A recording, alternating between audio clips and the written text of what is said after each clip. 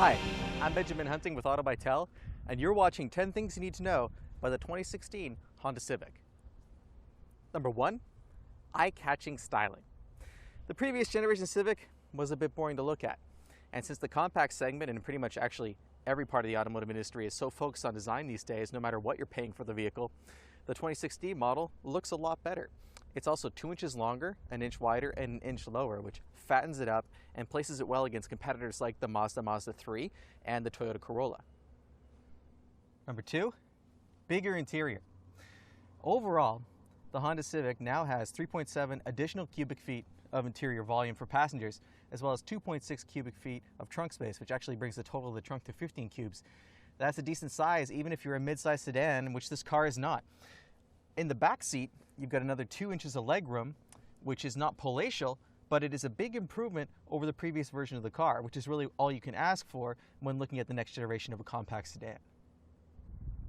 Number 3, noise, vibration, and harshness. Those 3 words together are the bane of any engineer's existence, especially if you're up against a price cap like you are when designing an entry-level car. Honda has done what they can with the Civic to make it quieter inside than the previous generation. That means focusing on the glass, focusing on the strength of the materials like the steel that goes into the vehicle, improving welds, adding insulation, all that good stuff, which altogether has made the car quieter inside and smoother over rough pavement. Number 4, available display audio. This particular model is a lower trim level. Notice the manual transmission. It's also got the base engine under the hood. But you can order the Honda Civic with display audio, which gives you a kind of glassed over look on the center console, plus things like Android Auto and Apple CarPlay, which are 2 interfaces for your various mobile devices.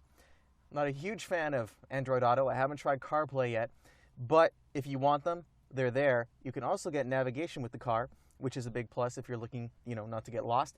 And overall, it's nice to see Honda kind of upping the ante in terms of what equipment is available with the Civic, one of its most affordable vehicles. Number 5, 2 new engines. As I just mentioned, this car comes with the base motor, which is a 2-liter, 154 horsepower, 4-cylinder. It also produces 138 pound-feet of torque. However, if you're looking for a little more power, you can go up to down to a 1.5-liter turbocharged 4-cylinder engine. That particular model adds 20 horsepower to the mix, bringing you to 174, and you also get 162 pound-feet of torque.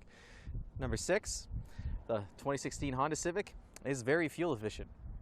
It really doesn't matter which one of those engines you choose. The ones I mentioned earlier, the 2-liter or the 1.5-liter turbo, both of them get 31 miles per gallon in the city, and they're actually both over 40 miles per gallon on the highway. There's a slight edge given to the 1.5-liter turbo. With the CVT, you're looking at 42 miles per gallon while you're cruising.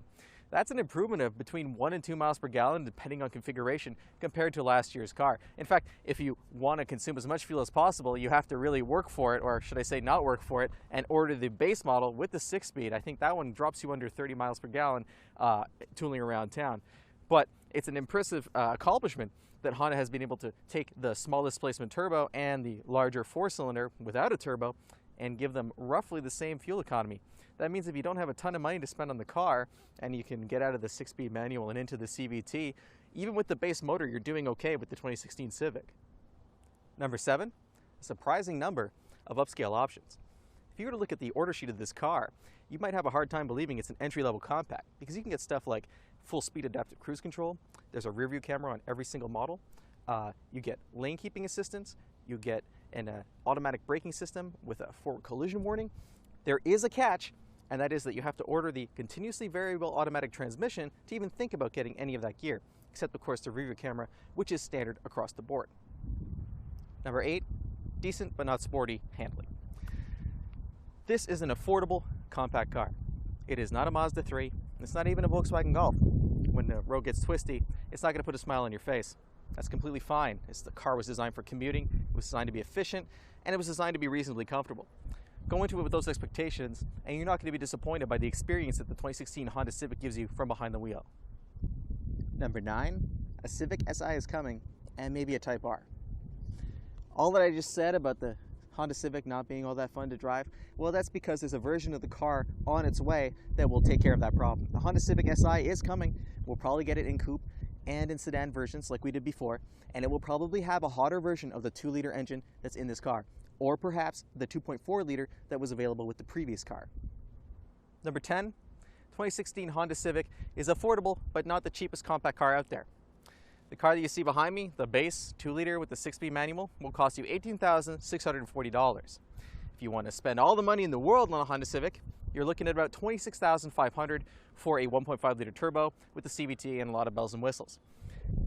Thank you for watching 10 things you need to know about the 2016 Honda Civic for Auto by Tel.